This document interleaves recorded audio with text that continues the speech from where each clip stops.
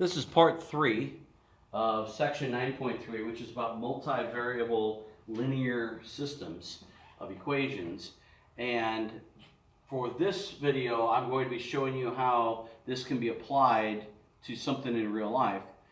There is another example after this one, but I don't plan on going through that one. It's one that I don't really cover anymore, but you have it in your notes if you want to take a look at it.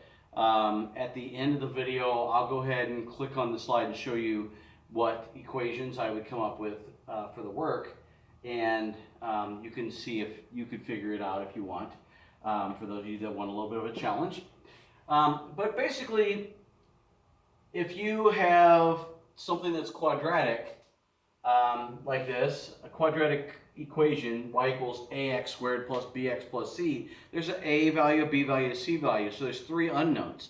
So in order to be able to figure out a system like that, you usually have to have 3 equations.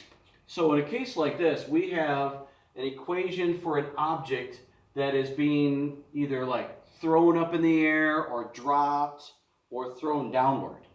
So there's vertical motion going on here. And so S represents the height of the object at any given time t. So t is how much time has gone by.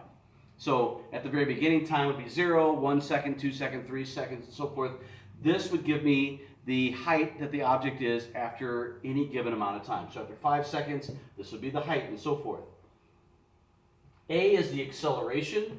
In this case, it would be the acceleration due to gravity. I know that if you're in physics, you're used to that being 9.8 meters per second squared. We're going to find out that it's a little bit different if you're dealing with feet instead of meters. So it's a slightly different number. The v sub 0, that just means initial velocity. So in physics, you guys might use v sub I for initial velocity, but we use v sub 0 a lot of times in math because the initial velocity is when time is 0. So this represents at 0 seconds what the velocity was. This is a lowercase s, where that's an uppercase s for the height. So this is the initial height. So the height at time equals 0. So if you have an object that's being thrown into the air, it's how high above the ground it was at that point, or how high it was when it was dropped, or anything like that. So anything other than ground level is going to give me a number there. So we want to be able to find those 3 things. I want to be able to figure out what is the acceleration due to gravity, what was the initial velocity, what was the initial height. So those are my 3 unknowns. So if those are my 3 unknowns, then I need to be able to plug in times with the height that it is at different given times. So that's what I'm giving you here. I'm giving you at 1 second, the object is 128 feet off the ground. After 2 seconds, it's 80 feet off the ground. And at 3 seconds, it's hitting the ground. It's at 0 feet. So we can use each of these as a piece of information to substitute in the t value and the s value. So if I was doing that for this first one, it would be 128 equals 1/2 a, which I don't know, that's what I'm looking for. And then you got the time, which in this case is 1 second, so it'd be 1 squared, plus the initial velocity. I'm just going to use v sub 0, but we're going to assume that I don't want to write the little 0 each time, but times the time, which would be 1, and then plus the initial height, s sub 0, I'm going to leave that off. So when you substitute this information in, you get an equation that has our 3 unknowns, a, v, and s. Those are the 3 things I want to find. Since I have 3 unknowns, as I said before, I need 3 equations. That's why I have these other 2 times here. So I've already gone through and done that for all 3 of these. So here is the 128 equals 1/2 a. This is with a time of 1 second, height of 128. Time of 2 seconds, height of 80. Time of 3 seconds, height of 0. So I end up with 3 equations, 3 variables. So the main part is getting this set up, because after that, we can solve it. If you simplify these a little bit more and move the 128, the 0, 80, and the 0 to the other side, so it looks like a normal equation, you would get, if you take 1 squared times 1/2, you're just going to get 1/2 a. 1 times v sub 0 is just v sub 0, and then s sub 0. So in this one, equals 80. 2 squared is 4. 4 times 1/2 is 2. 2 times v sub 0, 2 v sub 0. And then you got s sub 0. And then this one, 0 on this side. 3 squared is 9. 9 times a half would be 9 halves. 3 times v sub 0, 3v sub 0, plus s sub 0. So I have a system of 3 equations, 3 variables. So I would want to try to start solving that. And instead of just going straight to the answer, I'm going to kind of walk you through that. First thing I would do is this equation, I'm going to multiply the whole thing by 2. Because I want this to be a 1a, just like before we'd have a 1x. So I want to get a 1a here, and then I want to get rid of these a's. So that's going to make that a 1a. I don't like that there's a fraction in this one, so I'm going to go ahead and multiply that equation by 2 as well. Okay, so that's the first thing I'm going to do. I'm going to rewrite this with all of that change. So this equation would now be a plus 2v plus 2s equals 256. Second equation, not doing anything with that yet. 2a plus 2v plus s equals 80. Got to be careful with your s's. S's can start looking like 5s. If I multiply this whole equation by 2 now, this would be 9a plus 6v plus 2s equals 0. So there's my system with a 1 in front here. So I want to get this into row echelon form. So my next step is I want to turn this into a 0. I want to eliminate that. I also want to eliminate this one as well. So I'm going to do both of those in basically one step here. So the first equation I'm not changing. So it's just going to be a plus 2v plus 2s equals 256. So I'm going to I want to create opposites. So basically, I'm going to take this equation here times 2 to make it times a negative 2 to make it the opposite of this 2a. So again, you're going to have to do that off to the side somewhere. All right, so if I took this whole equation, this would become negative 2a. I'm just temporarily, I'm leaving that alone, but I'm temporarily changing this to negative 2a, negative 4v, negative 4s, and negative 512. And I'm going to add it to this equation. When I do that, this part would be gone. This would be a negative 4v plus this. This would be a negative 2v. This would be a negative 4s plus this would be a negative 3s. And this would be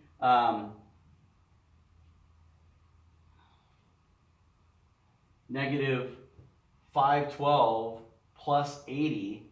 That would be negative 512 plus 80. I don't want to mess this up. I'm pretty sure I know what the answer is, but negative 512 plus 80 is negative 432. I'm going to do the same thing with this equation and this one, but I'm going to multiply by negative 9 and add it to this one.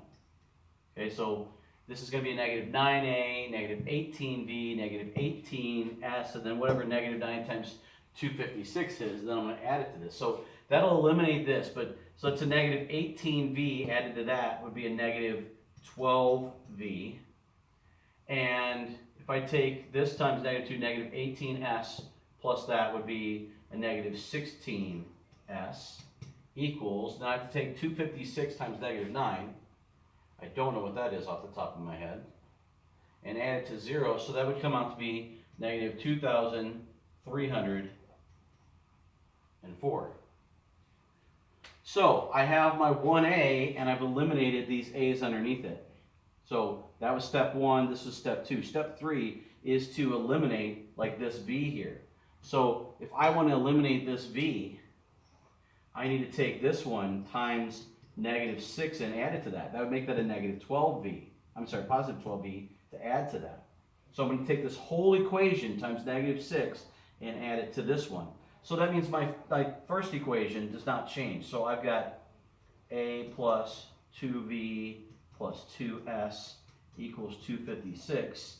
This is still negative 2v minus 3s equals negative 432.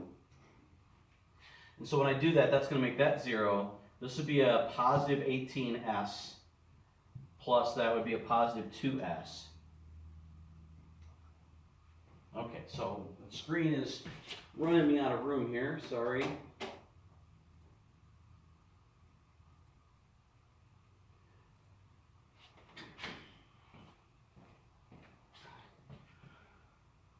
So I don't know if it's going to let me, yeah, get down to this point, it won't let me do it. So I'm going to have to write it up here, positive 2s.